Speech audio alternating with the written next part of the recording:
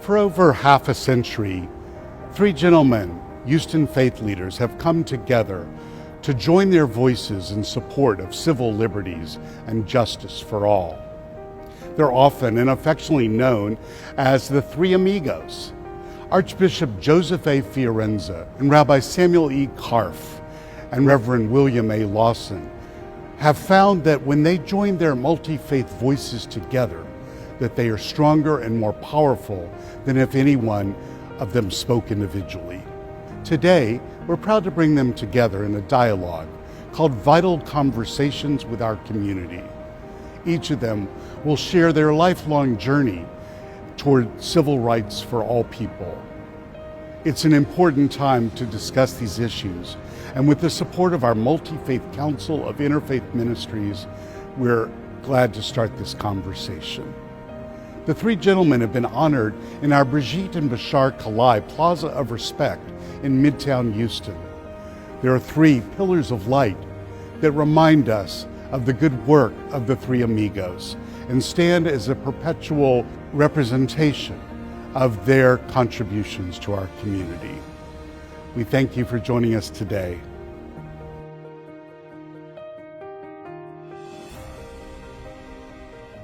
Welcome to the Dialogue Project. I'm Sukri Woodley, the Director of Communications at Interfaith Ministries. And today we are very honored to have our distinguished panel of guests here with us. Let's just jump right in. You all have been together in this community, marching, preaching, protesting, teaching, and influencing, all for civil rights and all for justice for all. Why don't you tell us, how did you become friends? Well, I think Pastor Lawson reminded us about coming together to push for a public defender. Is that correct? Why don't you tell the story? All right. Houston did not have a public defender, which meant that if you were low income, you could not hire a lawyer. Therefore, you didn't have anyone to face judge before you. So we called the ministers of Houston together, ministers, rabbis, imams, and they came together at our church. And Archbishop Fiorenza and Rabbi Karff were among those who came. They were not asked to come, but they came. If you know anything about their diligence and their passion, then you would understand why they would come to a black church with a bunch of black preachers. But we were all concerned about public defense. And when we came together, the Harris County judge came to hear what we had to say about a public defender. And when they saw all of us together, plus the Archbishop and the rabbi, who was sitting on the front row, then they decided that they had better listen to us. They did, and Harris County subsequently named a public defender, which was very important to us and to low-income people all over Harris County. And that public defender system, that public defense system is still in place today. Still in place. So that's long-lasting systemic change for good right there as a very early result of this friendship and this relationship between the three of you.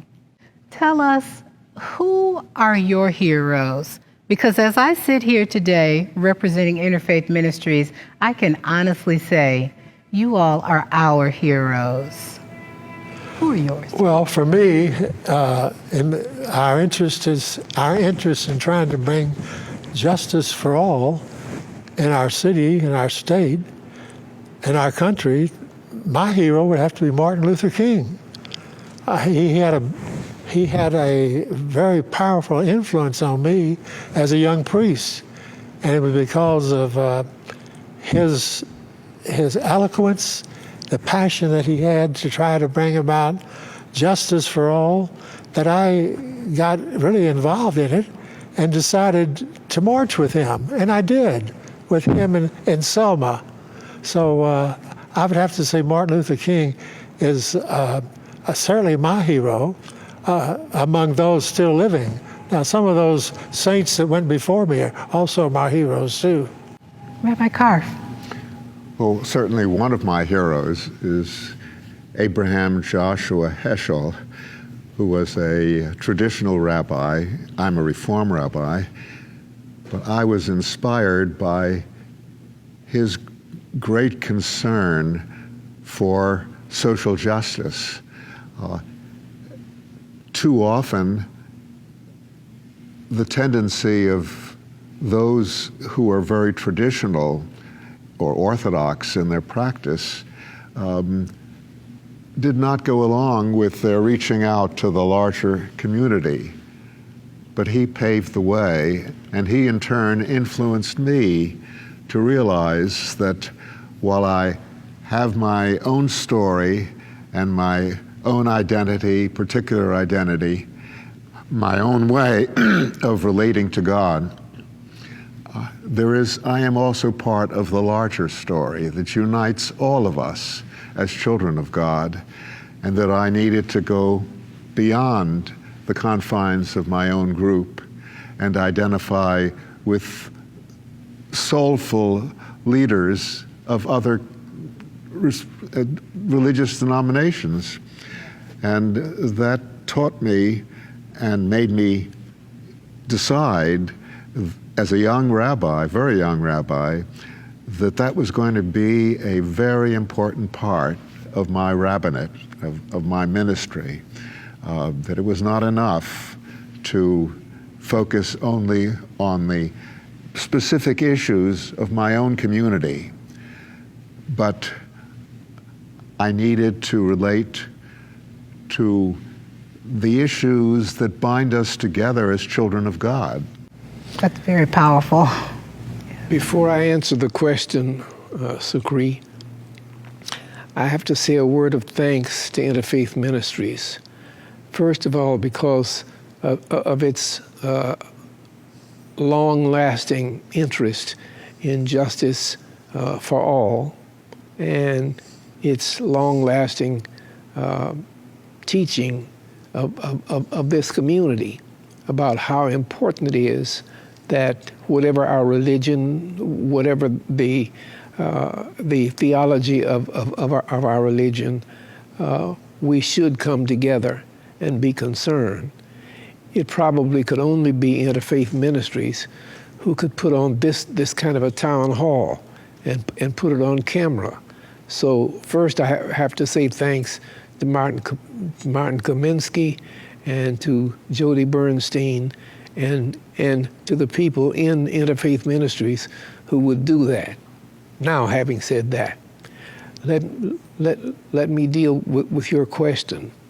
You ask who our personal heroes are. I would certainly echo the Archbishop in saying that it would be for me, Martin Luther King Jr. I came to Houston in December 1955. It's a long time ago. I was born in June 1928. Martin was born in December 1929. So he was born shortly after I was. And when I came to Houston, it was September of 1955. That was the month of Rosa Parks and the Montgomery boycott. What she did literally began the modern civil rights movement. And I came to town at that time. And the civil rights movement began in 1955, and I was at a university, Texas Southern University, and during that year, something called the sit-ins began to take place, and our first sit-in in Houston was in December 1955 of that year. So I would have to go back to that year, 1955, and say that the young pastor of Ebenezer Baptist Church in Montgomery, who became the first real leader of the civil rights movement, Dr. Martin Luther King Jr., became my hero shortly after that. Thank you. And thank you, all three of you, for your very impassioned answers. We have young people here with us today that look up to you, I think, in a lot of the ways like you look up to your heroes. And they have specific questions to you. And when I ask them, what interests you most about Reverend Lawson and Rabbi Karff and Archbishop Fiorenzo, what would you want to ask these gentlemen if you could? Hands down, they wanted to talk about your experience with the civil rights movement. Hi, I'm Loren, and I'm an incoming freshman. It is very ordinary today to see people from different backgrounds, religions, and races sitting together on buses, having dinner, and watching movies. Did you think that you would see your work come into fruition like this?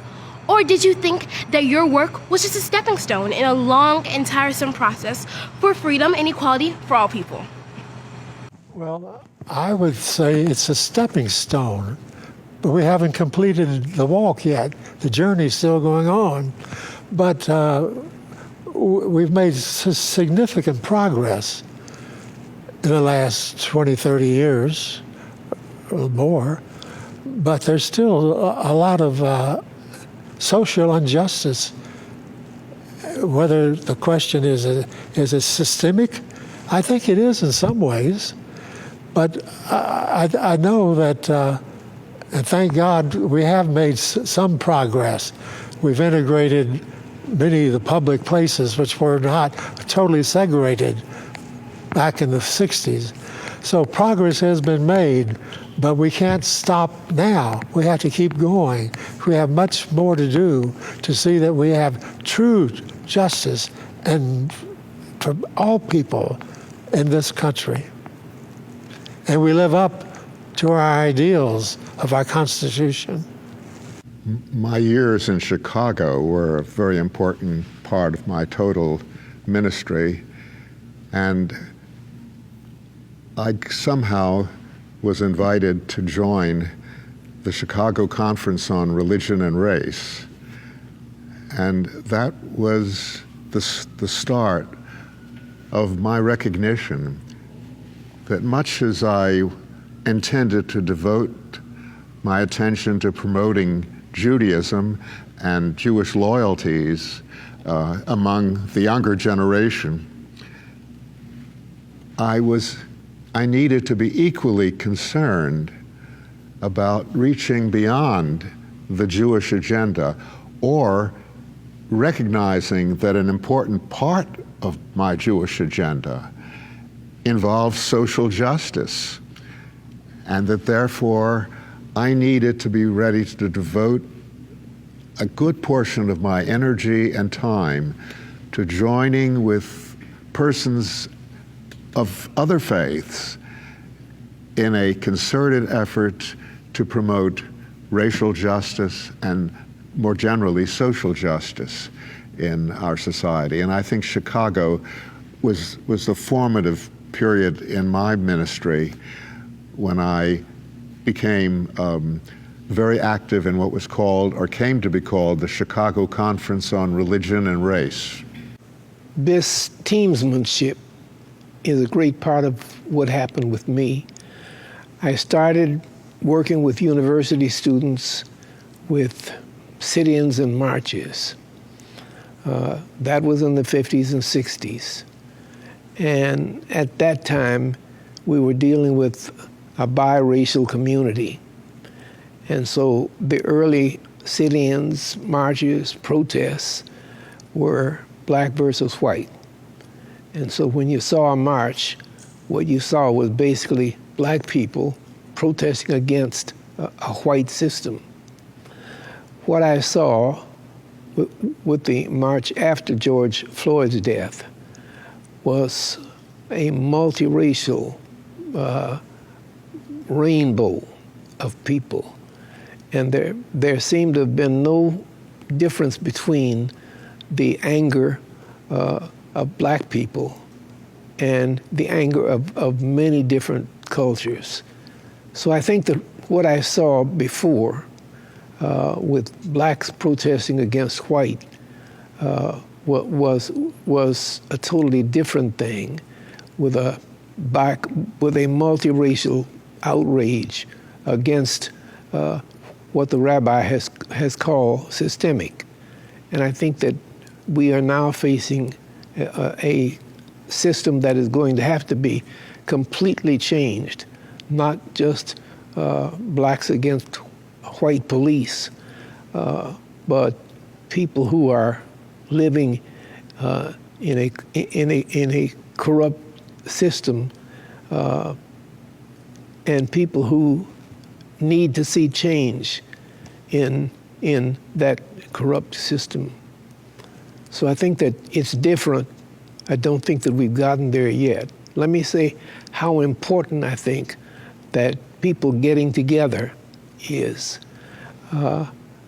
When the Archbishop Joseph Fiorenza and the Rabbi Samuel Karff get together with the preacher, Pastor William A. Lawson, we're just Joe, Sam, and Bill. And I think that that's going to be an important part of that change. Today, we have Joe, Sam, and Bill right here with us talking about the civil rights movement of the 60s and the change for racial and social justice going on today. And your comments are very powerful, and I think we need to continue to broadcast your messaging to come together as much as we possibly can. And Interfaith Ministries, we are committed to our mission as well of staying on that cause with you and continuing to put forth this message that we need to come together in the name of social justice, for racial equality. We do have another question from a youth, from Levi, who's 19 years old and a college sophomore at a historical black university. When you marched for civil rights in the 1960s, what hurt the protesters more? The tear gas and the beatings, or the oppression and injustice of the time? I often ask this to myself because despite the brutal tactics used by the police against peaceful protesters, people continued to peacefully protest. When I think about the civil rights movement, I always wondered, how do peaceful people endure the violence? That's a very good question, a very good comment. Certainly, for anyone who takes the implications of a religious view of life and the sense that we are all children of God and that we show best our love for God by our love for God's children, beginning with the most needy among them. If that becomes part or a central part of who we are as preachers and teachers, then it follows from that when we see our black brothers denied the dignity that all children of God are entitled to, only because of the color of their skin, it is sinful to ignore it and sinful to go about your business as if this doesn't affect me directly. That there is no greater sin than that. And fortunately, I realized that at an early age and wouldn't be able to live ignoring it. I knew that my life had to change in the wake of that development. That to allow our black brothers and sisters to stand alone is the greatest sin. Fortunately, it wasn't a struggle for me to make it a focus, one of the foci of my life, important for it. But it was a question of finding what is the best way I can be of help. And now fast forward from the 60s to present day, to your point, we are marching together.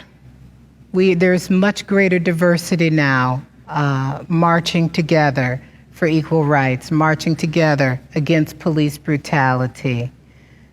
I know that Reverend Lawson, Rabbi Karff, you all were at George Floyd's funeral and at the march as well. And Interfaith Ministries, we were there also at the march. Can you just tell us, when you were at the funeral, what was going through your mind? Well, what was going through my mind was really a number of things, but as I recall, I was struck by the fact that it was such a diverse group that appeared, joining together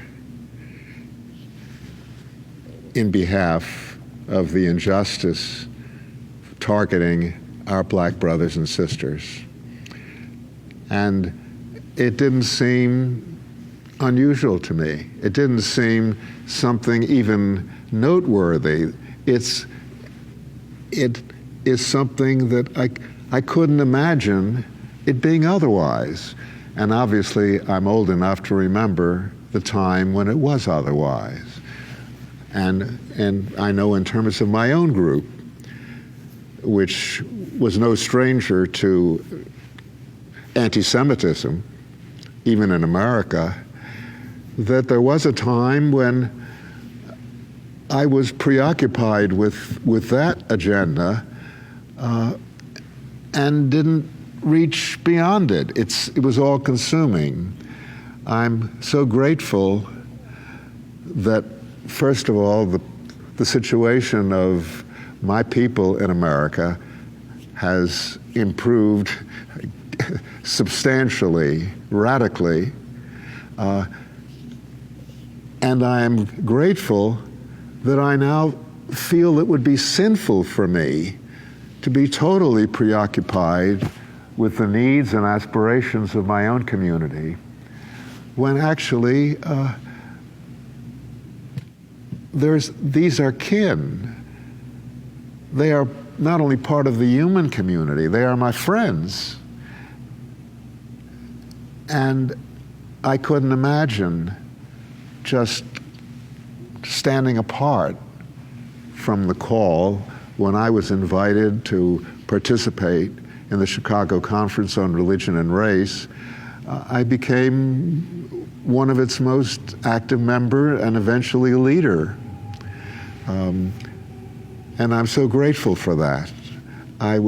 Looking back at my life, I would feel it was shameful for me not to do it. And that's so powerful that you have modeled that for your ministry, over the course of your ministry. You all have modeled that over the course of your ministries. We do have a third question that was submitted by Reverend Laura Mayo. I'm Reverend Laura Mayo. I'm the Senior Minister of Covenant Church, an ecumenical, liberal, Baptist congregation. I'm grateful to be here with you today. I'm wondering how you would compare the protests and advocacy of your younger years with what you see and feel happening now. How are things different? How are they similar? Do you have wisdom that you would like to pass along from your experiences? Are there things that you're learning from today's leadership that you would like to highlight? One of the things that I would like to say is that I cannot imagine Interfaith Ministries doing anything other than this, because where I got it from really was not the Black Baptist tradition. This is not the Black Baptist tradition. And I have said that Dr. Martin Luther King was my personal hero. Well, anybody who knows anything about the background of Dr. Martin Luther King knows that he went to India, and while he was in India, he became fairly close to a man named Mahatma Gandhi, who was a Hindu, and he learned from him peaceful protest, and he passed that on to us, peaceful, nonviolent protest. And I think that because he instilled that in us, and all of our marches were peaceful, and there has been an effort to make these marches peaceful. Sometimes we have succeeded, sometimes we have failed, but I think the idea of peaceful but very directed protest, so that we didn't mind being beaten up or even killed.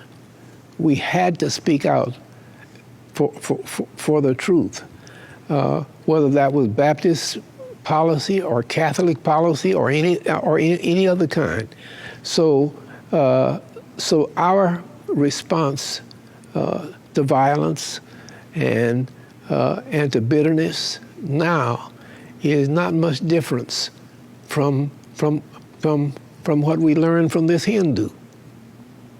Archbishop Fiorenza, do you want to comment on the question? Well, I think the difference between the 50s and 60s and now, well, I think there's a much greater sensitivity among the general public now than there was back in the 50s and 60s, when we began to identify ourselves with the marches, with the desire to overcome segregation in all of its evil forms. There was a feeling, I think, that's all right for a few people to do this, but just really nice, good people didn't get involved in that.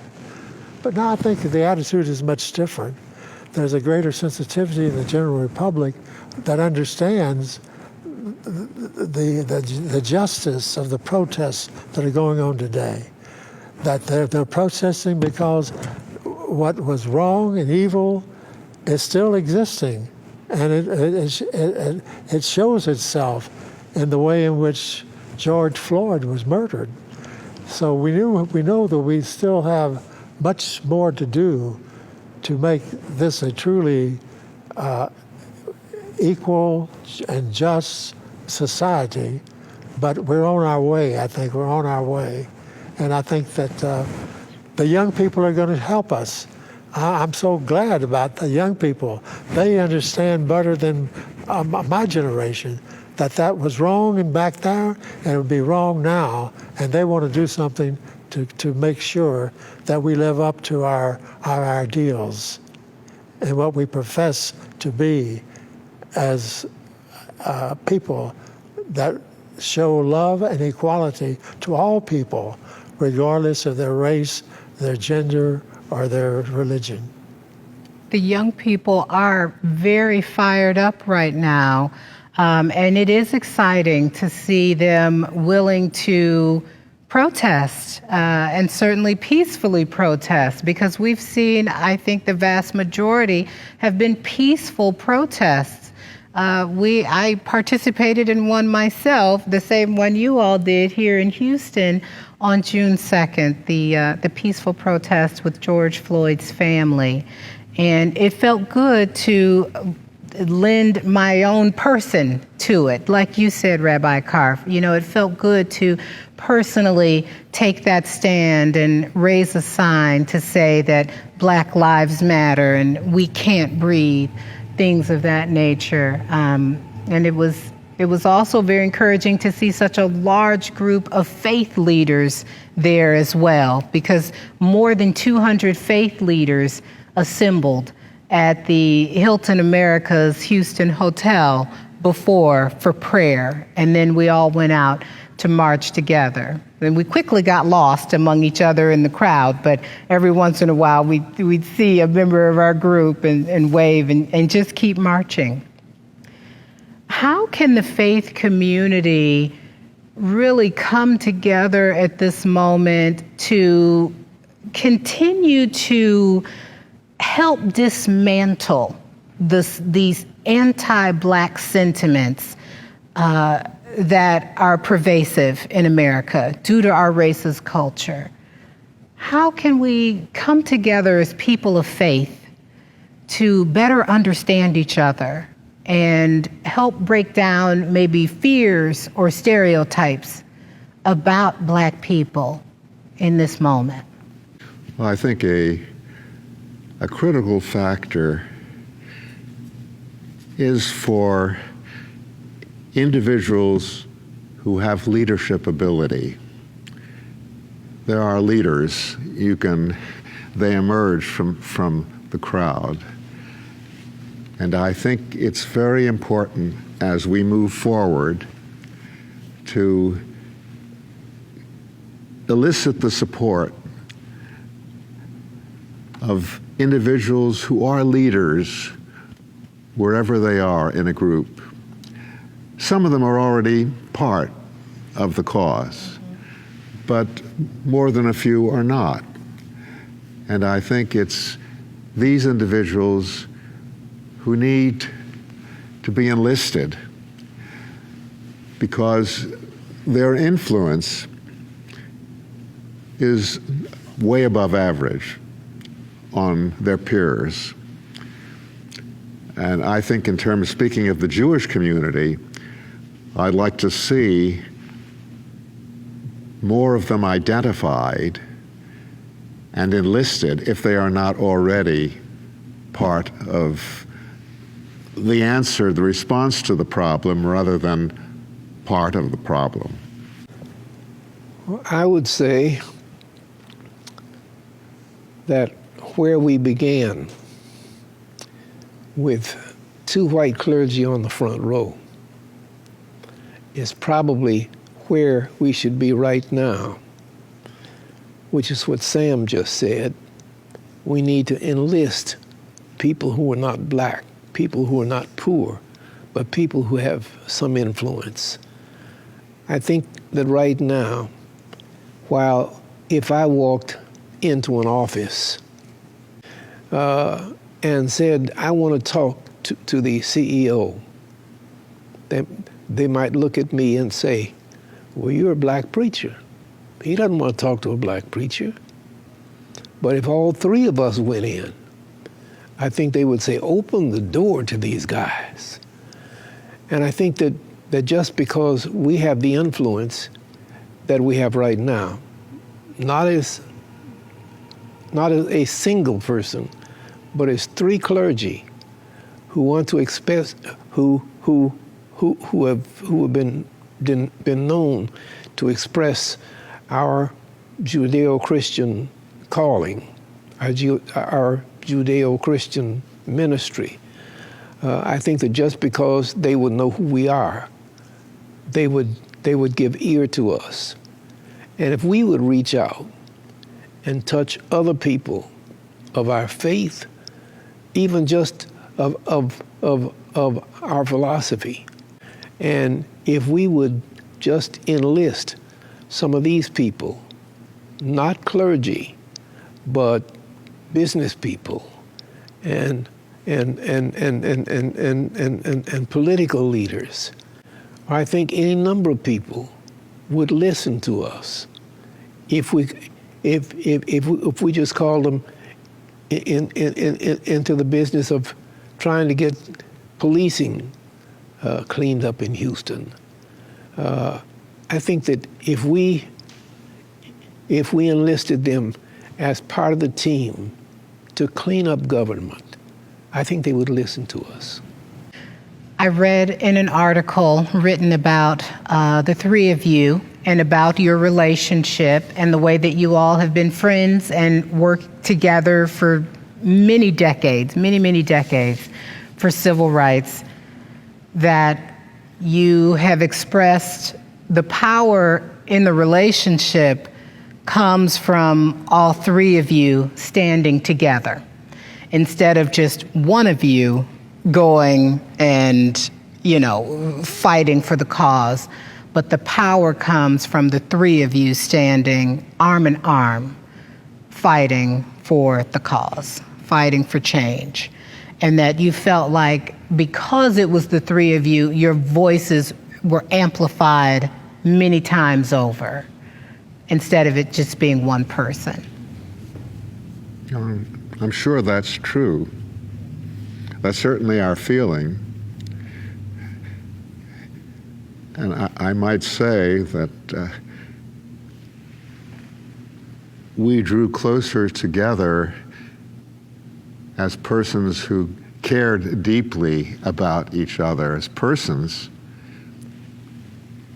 by coming together in behalf of a cause that we realized we shared. And so that I would regard one of the great blessings of my life is my friendship with Archbishop Fiorenza and Reverend Lawson. There's no doubt that our friendship is deeply meaning to each one of us. But our influence is beyond the three of us individually, but it's what we represent. We represent the branches of Christianity and Judaism, and each individual traditions come together as one religious voice to speak to the larger community about the problems that are existing among us today. So we hope that we will continue to be able to do this, but we're getting very old now. We'd like to see some younger people come forward. But as long as we have, God gives us life and breath, we're willing to come together to address the problems in our community today. As we said, we've made great progress, but we still have a long ways to go. When we have such a killing that we witnessed in about George Floyd, and the fact that he was at the hands of some of our police officers, shows us we still have a long ways to go to make racial justice an American reality today. That's right. And I know before our interview started, you told me really faith work has no retirement. You just keep going. I do want to ask you all about fear and the fact that Black people do live in fear in this country of being racially targeted and brutalized. We have seen this play out in the media over and over again. We've been talking about George Floyd, James Byrd from 20 years ago, Trayvon Martin, Rashad Brooks from just a few days ago, and just so many more. Systemic racism and oppression and the gratuitous and unrelenting police brutality that we have seen in the media and on social media have in some ways dehumanized Black people, especially Black men. And I did hear you say we're all equal in God's eyes. We're all, as children of God, we're all equal. do people of faith even struggle to recognize Black humanity sometimes? In my opinion, if they were struggling with that, then they don't understand their faith very much.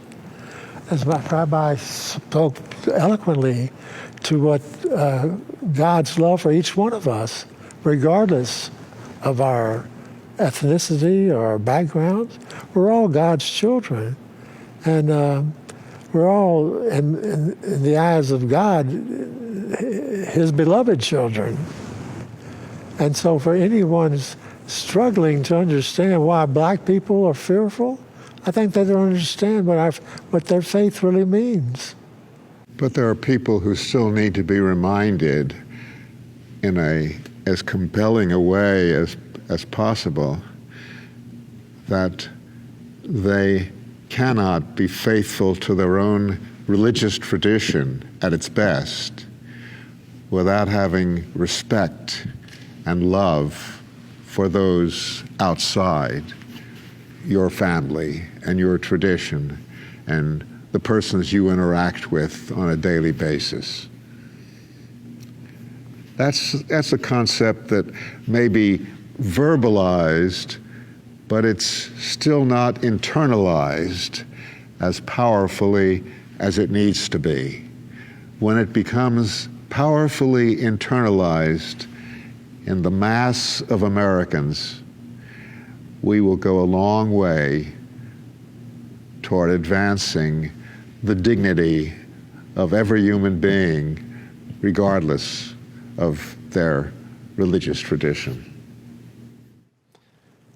Sukri, you will understand this more than any of us here will understand. We still have not gotten to the place where all Blacks will be humane to all Blacks.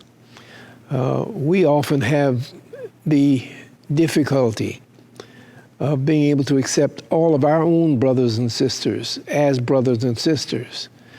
So I think that part of what needs to be done is not simply to convince whites to accept us as human, but to accept Blacks, but to get Blacks to accept all of us as human. Those of us who are bourgeois versus those of us who are low income will often build walls against each other. So we've got some work to do within our own communities. And hopefully we will do that where we can come together as a people, recognizing those who are not middle income or upper income, but those who are lower income. My hope is that through this process of the world really coming together right now to stand in solidarity with Black people right now, it's pretty incredible to witness it and watch it, that we will make positive change in that respect as well, that Black people are seen as human beings and not, that we're just not going to continue to be subjected to such violence and brutality, and no one says anything, including ourselves. You're right, we all have such a responsibility to speak up and to stand up in this time.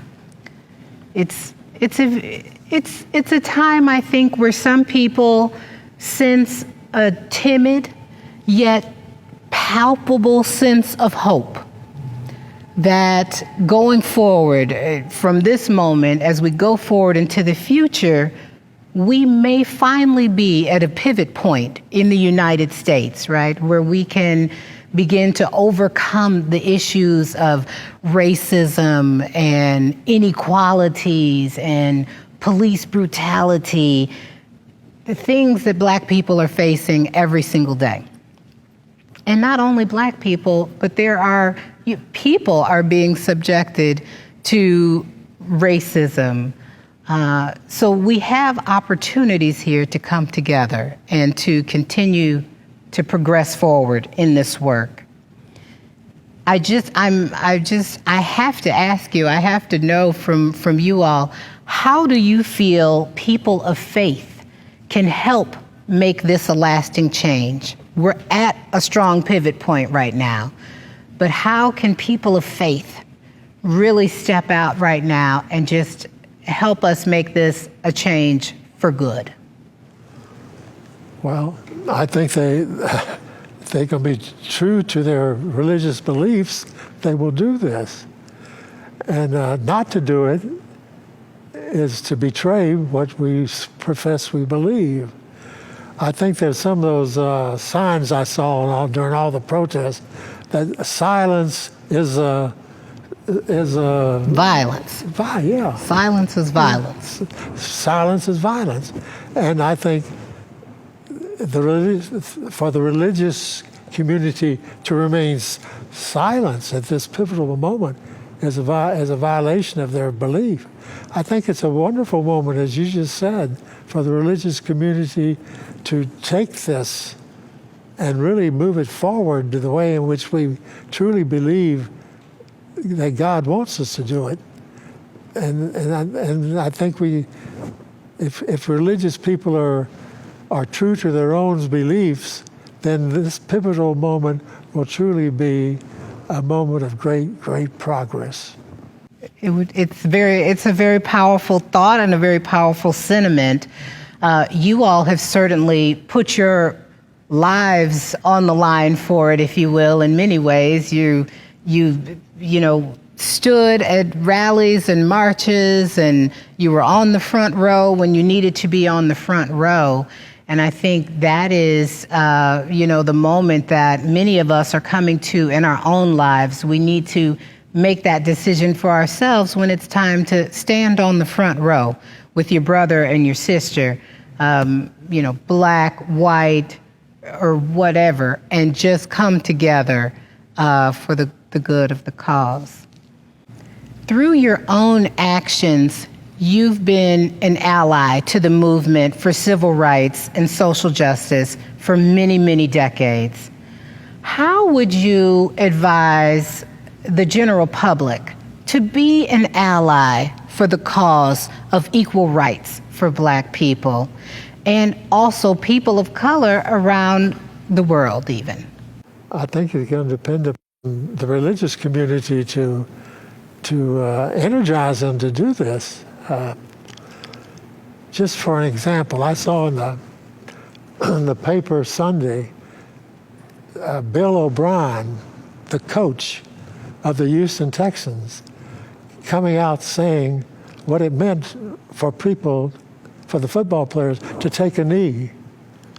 That's something that he identifies with. He said something that he approves of, to show that the football team, the players, are showing that we must do away with this inequality, with these forms of racism.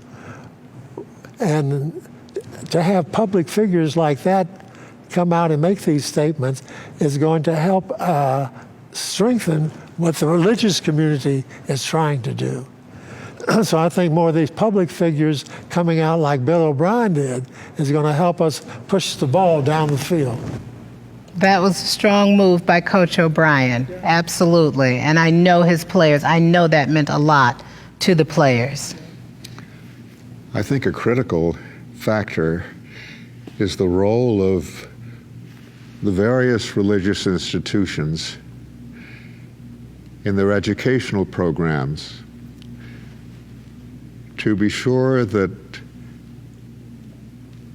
they have embodied in a powerful way the notion that we are teaching you to be faithful to our tradition. We hope that your children will be Jewish, and so on, and that you will raise them in the tradition. But I think as we promulgate that in our religious institutions and in our educational institutions, we need to address this question: are we teaching our children not only to respect who they are as Jews and to be faithful to their tradition and to find their spiritual nourishment in their tradition, but are we educating them to respect and love and appreciate those who are not part of our tradition? Because that combination of love for our own kinsmen and respect for the dignity of all God's children has got to be embedded in the way our children think at an early age, in adolescence, and yes, in adulthood. I think responsible religious leaders of all our traditions in America need to take seriously the question, am I teaching the next generation not only to love and to practice our tradition, but to recognize that a vital part of our tradition commands respect for the dignity of those of other traditions. In the New Testament, there is a story of a Pharisee who comes to Jesus and asks him, what are the two great commandments? And Jesus said, well, the first is that you shall love the Lord your God with all your heart. And the second is like unto it. You shall love your neighbor as you love yourself. Those, he said, are the two great commandments. And I think that teaches us some things as well. I think as faith leaders, we do need to get our younger leaders to become part of this team. We are two oxygenarians and one nonagenarian, so we're not going to be around here for a long time. But it is important that we try to get into the team some of our younger clergy, preaching and teaching about humaneness and trying to use their influence with the political leaders and commercial leaders of our community to do something about humaneness. Obviously something about loving God, but also about humaneness. If we can begin, and I'm saying peaceful protest, if we can begin serious but peaceful protest, and if we can get our police right now seriously need to be reformed, and that's not going to happen because we carry signs, or because we write articles, or because we get on TV. It's going to happen when our leaders of different traditions and of different occupations begin to do protests, editorials, things that say, just as we now say, you can't come into this place without wearing a mask. So we start to say, you can't be on this police force unless, when we look at your record, it does not show many offenses. The man who held George Floyd down until he died was a man who had 18 offenses on his record, and nobody ever looked at that. And so somehow we're going to have to protest against those policies that dehumanize people, whether it's black or low income or alcoholic. There are any numbers of people who can be held down, and we need to protest peacefully against dehumanizing those people. Amen. I've been taking notes on what you said on how to be an ally and getting our business leaders, our faith leaders, influential people in the community to stand up for the cause, to speak up, getting people involved to peacefully protest, to take a knee. And then teaching our children at a young age, starting from the very youngest of ages, to love and respect and honor other people that are not the same religion or the same race. And embedding those thoughts very early on and living it so that our children can see parents modeling that same behavior. And then at the end of the day, and really at the start of every day, love your neighbor as you love yourself. Yes. It does feel like we are in a place and time right now in the United States where, similar to Moses was when he was standing at the burning bush, he was called to action. And now it feels like we're being called to action for justice and for equality. That's true. Listen, thank you very much for leading us in all of this. Well, thank you for being here. And before we let you go, you know, we would love if you could just lead us in a moment of prayer while we're all together in this way and at this time. Well, let us pray.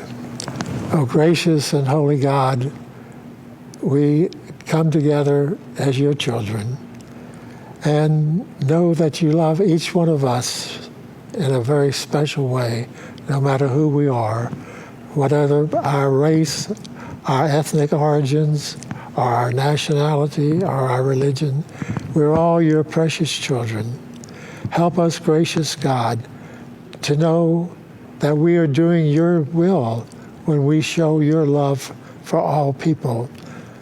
Help us in our everyday life to bring love and respect to all of your children, wherever they are.